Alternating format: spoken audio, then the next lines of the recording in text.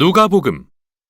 앞 영상에서 우리는 누가가 세례 요한과 예수님을 이스라엘 이야기의 완성이자 하나님의 언약의 성취로 묘사하는 것을 보았습니다. 그 후 공생애를 시작하신 예수님이 이스라엘의 가난한 자들, 사회적 지위가 낮고 소외된 자들에게 하나님 나라의 복음을 전하시는 것도 보았고요.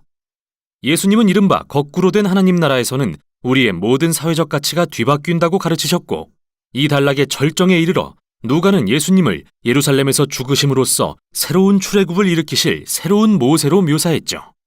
이제 이 책의 중간 단락을 살펴볼 차례입니다. 예수님이 새롭게 세우신 이스라엘을 이끌고 예루살렘으로 향하십니다.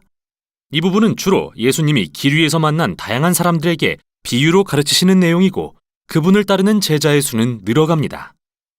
이처럼 누가는 예수님을 따르는 것을 하나의 여정으로 묘사하는데, 그것은 인생길을 가면서 배우는 것이기 때문이죠. 예수님은 먼저 그분을 따르는 70명을 앞서 보내 하나님 나라를 선포하게 함으로써 그분의 사역에 초대하십니다. 이렇듯 애초에 제자가 된다는 것은 예수님의 하나님 나라 사명에 동참하고 그걸 내 사명으로 삼는 것이죠. 제자들이 돌아오자 예수님은 기도, 하나님의 공급하심에 대한 신뢰 등 다양한 것을 가르치기 시작하십니다. 사실 누가복음의 이 부분에는 재물, 소유, 관대함에 대한 예수님의 가르침이 그 어디보다 많이 담겨 있는데요. 그분을 따르는 게 정말 여정과도 같다면 우리는 단순하고 소유로부터 자유로운 삶을 통해 급진적인 나눔을 실천할 수 있게 될 것입니다. 이 부분의 또 다른 핵심 주제는 가난한 자들을 위해 계속되는 예수님의 사역인데요. 그분은 이동 중에도 계속해서 새 이스라엘을 세우시며 아프고 눈먼 자들에게 다가가십니다. 유대인들의 오랜 원수인 사마리아인들을 만나주시고, 유대인이면서 로마의 세리장이었던 그 유명한 삭개오도 찾아가시죠. 사회적 소외계층인 이들이 예수님을 만나자 하나같이 변화됩니다. 이에 예수님은 이들이 하나님 나라에 참여하는 것을 큰 잔치에 비유하십니다. 잃어버린 자를 찾아 구원하러 오신 예수님은 사람들이 하나님의 자비를 알아갈 때 기뻐하시죠. 그러나 잔치에 참여한 모든 이가 행복한 건 아닙니다. 누가는 예수님과 이스라엘 지도자들의 잔치 자리를 여러 번 보여주는데, 그들의 교만과 위선을 꾸짖으시는 예수님으로 인해 항상 열띤 논쟁이 벌어지죠. 대비되는 이 두 잔치는 예수님이 들려주신 탕자의 비유에서 가장 인상적으로 그려지는데요. 어떤 아버지에게 두 아들이 있었는데 어리석은 아들이 집을 떠나 받은 재산을 탕진해버립니다. 그러나 결국 회개하고 돌아옵니다. 이에 아버지는 그를 용서하고 잃었다 찾은 아들을 위해 큰 잔치를 벌이며 기뻐하죠. 그러나 아버지 곁을 떠난 적이 없는 큰아들은 화를 내며 자격 없는 동생에게 관대한 아버지를 원망합니다. 이 유명한 비유에서 예수님은 이 지도자들에게 하나님 나라의 중대한 사명을 가르치고 계시는데요. 예수님의 잔치는 하나님이 모든 사람을 기쁘게 그분의 가족으로 맞아주시는 것을 상징하고, 참여할 수 있는 조건은 오직 겸손과 회개입니다. 이렇게 예수님과 그분의 거꾸로 된 나라를 거부하는 이스라엘 지도자들의 비극이 강조되고, 예수님에 대한 그들의 저항은 늘어만 갑니다.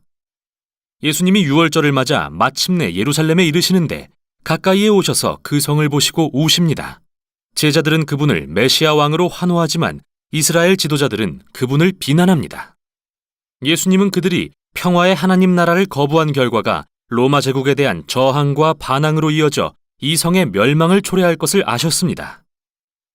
예수님이 성전에 뛰어들어가 동물 파는 상인들을 내쫓고 제사를 중지하신 것은 바로 예루살렘의 멸망에 대한 상징적 행위이죠. 또 기도하는 집이 강도의 소굴이 되었다 하시며 성전의 파괴도 예언하십니다.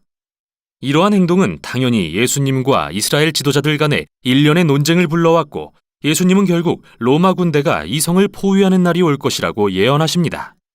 한 세대 내에 예루살렘 성과 성전은 폐허가 될 것입니다. 그 후 물러나신 예수님은 제자들과 유월절 식사를 하십니다. 이는 이스라엘의 연례절기로서 어린 양의 죽음을 통해 노예에서 해방된 것을 상징하는데, 예수님은 이 식사의 빵과 포도주를 새 출애굽에 대한 새로운 상징으로 바꾸십니다. 그분의 찢기신 몸과 흘리신 피를 통해 새 이스라엘을 해방하실 거라고 말이죠. 식사 후 예수님은 잡히시고 유대 지도자들에게 신문당한 뒤 자신을 왕이라 주장했다는 죄목으로 재판받으십니다. 누가는 예수님의 무죄를 강조합니다. 로마 총독 빌라도는 여론에 굴복하기 전까지 3번이나 예수님의 무죄를 주장하고, 갈릴리 분봉왕 헤롯도 예수님의 죄를 발견하지 못합니다. 그러나 유대 지도자들은 끝내 빌라도를 강요해서 그분을 십자가에 못 박게 만들죠. 예수님은 고통 속에 죽으시면서까지 자신이 그토록 가르쳤던 하나님의 사랑과 자비를 구현하십니다. 하나님께 자신을 못 박은 군인들을 용서해달라고 구하시고 함께 매달린 죄수 중 하나가 그분이 누구신지 깨닫고 주님의 나라에 임하실 때 저를 기억해 주세요 라고 말하자 그분의 마지막 말씀은 수치스러운 죄수에게도 소망을 줍니다. 오늘 내가 나와 함께 낙원에 있을 것이다. 예수님은 이 자비와 친절의 행동을 끝으로 숨을 거두십니다. 그분의 시신이 무덤에 묻히고 그 주 첫날 무덤에 왔던 제자 중 몇 명이 빈 무덤을 발견합니다. 그때 빛나는 옷을 입은 두 사람이 나타나 말합니다. 예수님은 살아나셨다. 죽음에서 부활하셨다. 그들은 어안이 벙벙해져서 돌아갑니다. 바로 여기서 누가는 그의 가장 아름다운 이야기 중 하나를 들려줍니다. 예수님의 제자 둘이 예루살렘을 떠나 엠마오라는 마을로 가면서 그분의 죽음을 슬퍼하고 있습니다. 이때 호련히 예수님이 다가오셔서 함께 걸으시지만 그들은 누구신지 알아보지 못하죠. 왜 그리 슬퍼하냐고 물으시자 예수님이 이스라엘을 구원하실 분이라고 기대했는데 돌아가시고 말았다고 말합니다. 모두 수포가 되었다면서요. 그런데 잠시 후 예수님이 그들과 식사를 하시며 마치 유월절에 그러셨듯이 빵을 떼어주십니다. 그리고 그들이 예수님을 알아본 순간 사라지십니다. 누가는 이 이야기를 통해 예수님을 따른다는 것의 핵심을 강조하고 있는데요. 제자들은 예수님이 누구신지에 대한 자신의 의도와 관점만을 고집할 때 그분을 알아볼 수 없었습니다. 그러나 십자가에서 찢기심으로 자기 희생의 사랑의 전형이 되신 예수님, 거꾸로 된 그분의 나라에 복종할 때 우리는 비로소 진짜 예수님을 보고 알 수 있습니다. 이 책의 결말 역시 식사 장면인데요. 예수님이 제자들에게 나타나셔서 구약을 인용하시며 어떻게 이 모든 일이 하나님의 계획의 일부였는지 설명해 주십니다. 메시아가 이스라엘의 죄를 위해 고난과 죽임을 당한 후 악을 이기고 부활해 그들의 왕이 될 것이라는 계획 말이죠. 그래서 이제 2장의 시므온 선지자의 예언대로 예수님의 나라는 이스라엘을 넘어 온 세상을 향합니다. 열방에 하나님의 죄사함이 선포되고 모든 이가 예수님을 따르는 일에 초대되도록 말이죠. 그러나 예수님은 제자들에게 이 새로운 사명을 위해 성령의 능력을 입을 때까지 예루살렘에 머물러 있으라고 하십니다. 이어지는 누가의 두 번째 책인 사도행전을 읽어보지 않을 수 없겠죠. 우선 여기까지 누가복음이었습니다.